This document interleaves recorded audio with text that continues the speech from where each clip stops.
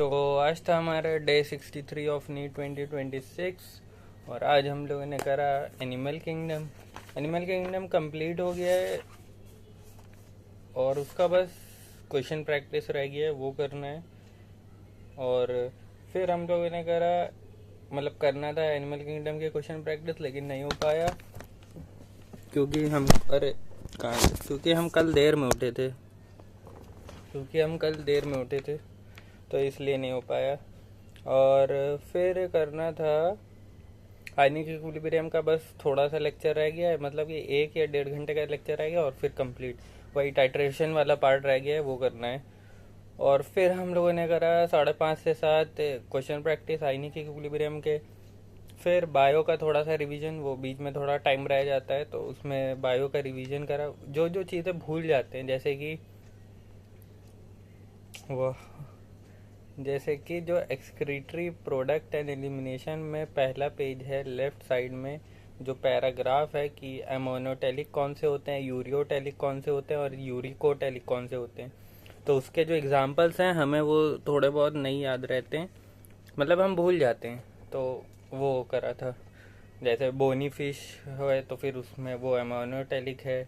Ureotelic में आपके आ गए aquatic arthropods and mollusc, and uricotelic में बर्ड्स लैंड स्नेल्स आ गए।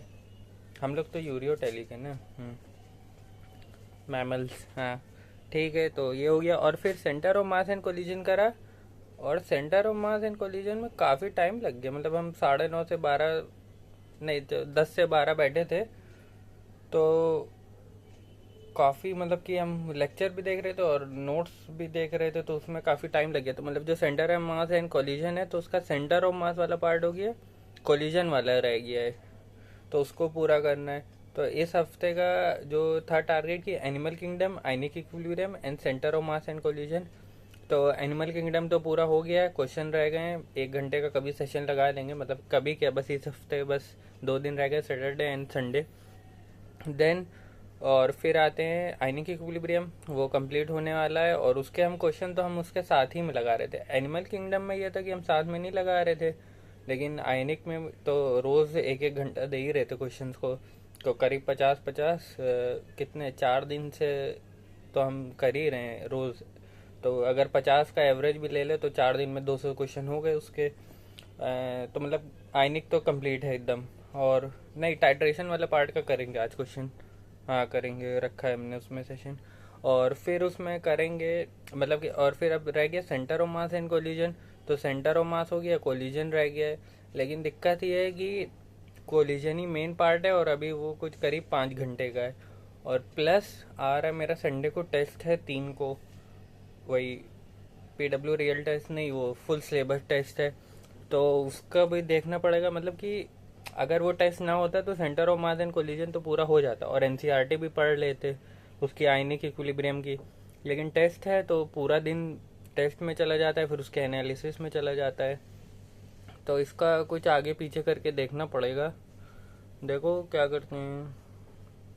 और PW का जो रियल टेस्ट है वो 3 को है वैसे तो ऑफिशियली, लेकिन हम टेलीग्राम से देंगे तो 5 या 6 को देंगे आराम से, मतलब आराम से क्या, जब आएगा तो दे देंगे उसका भी टेस्ट, और उसका भी सिलेबस का रिवीजन करना पड़ेगा, और जो इस हफ्ते का है वो भी रिवीजन करना पड़ेगा।